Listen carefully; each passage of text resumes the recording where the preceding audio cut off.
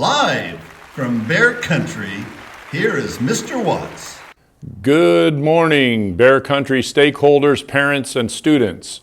In this rendition of Live from Bear Country, we have lots of information for you, but I wanted to start out by talking about Pink Week. Thank you to all who participated in this week's dress-up days. Once again, we sold out our annual pink shirt fundraiser and in record time. So a big thank you to everyone who purchased a t-shirt.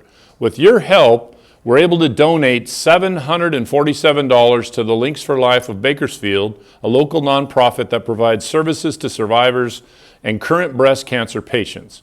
We asked Ms. Lee, one of our survivors on campus, what this fundraiser means to her, and this is what she had to say. I want to thank our students when they wear pink, our various teams, our student groups.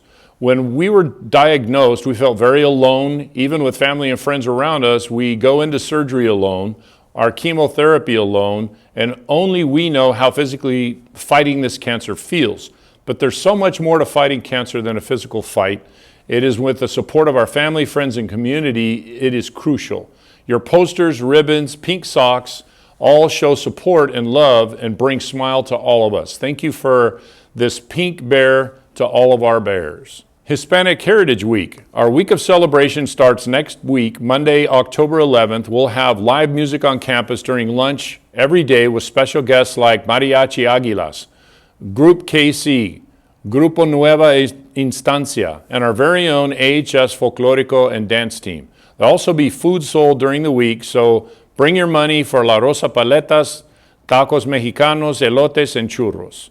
Parent University began this week. Parents are welcome to join us for the next 5 Tuesdays in the library at 6 p.m. for information about high school, college, and so forth. Parent University is something that we facilitate here at Arvin High School, an opportunity for us to interface with parents, to partner with them, to explain how our school systems work. We have a lot of fun, we have food, we have our Pride team that become part of it, to give away Pride bling, Pride tickets, and basically just incorporate the parents within the system of what we do and our Pride program. So that kicked off this week, and we have 5 more weeks to go. So parents, you are certainly welcome. Please come out at 6 o'clock on Tuesday nights for the next 5 Tuesdays. Next is our Anti-Bullying Week. Join us in our pledge to stop bullying. Our campus will be hosting a week of activities beginning October 18th, centered around bullying prevention and being kind. Watch the bulletin and social media for more information. Our Pink Out football game. We're getting to the end of our football season. Our Pink Out football game is next week on Thursday, October 14th. Wear your favorite pink shirts and let's paint the stands pink in support of our Breast Cancer Awareness Month. Our Staff Appreciation Football Night has been moved to Thursday, October 21st, to be celebrated along with our Senior Night game.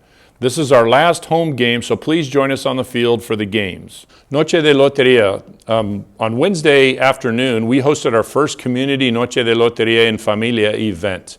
It was very successful. We conducted it outside our library. We had many parents and students involved at the tables, just having a great time, winning games, getting Arvin bling, and we had a special guest group show up, our Folklorico dance team, who put on an amazing show to the delight of all the staff and the students and the parents. Also, in the last piece of news is Q1 ends on October 22nd, which sounds kind of like a long ways away, but it's only a couple weeks away. So students, let's finish strong.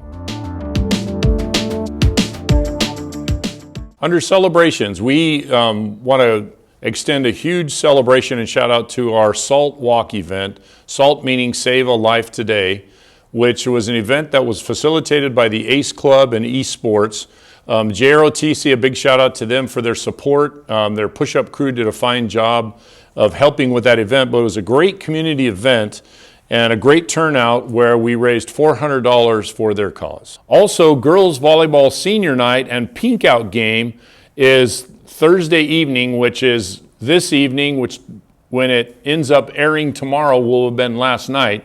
But please come out. Hopefully we came out to support our girls in their final volleyball home game of the season. And this week's Pride Tip of the Week. Determination is the focus of these next 2 weeks. Auburn High is determined to graduate our students prepared for their next stage of life, whether that be college or career. We have a long history of sending students to university and college level studies, as well as sending many into the workforce through our CTE programs. With our early college classes, students are able to graduate with college credits to get a jump start on their next steps. For more information, please speak with a counselor.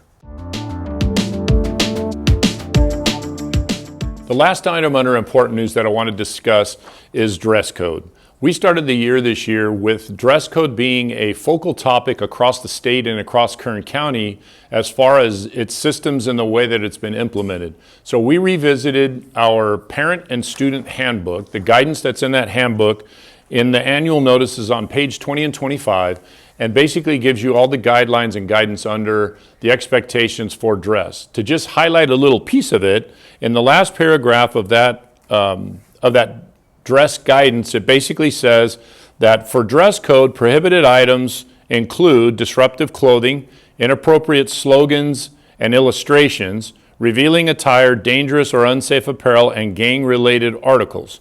Under that topic of inappropriate slogans and illustrations, we're getting into an area where it's starting to change weather, and where we really see that is on sweatshirts, hats, where you have anything that is gang-related, anything that is tobacco-related like Blackwoods, anything that's alcohol-related like 805 or Budweiser, anything that promotes cannabis use like cookies, or anything like Playboy. Those things are all inappropriate items to be worn on a school campus. So we have, the dean's office has this thing which they've created called a watch list.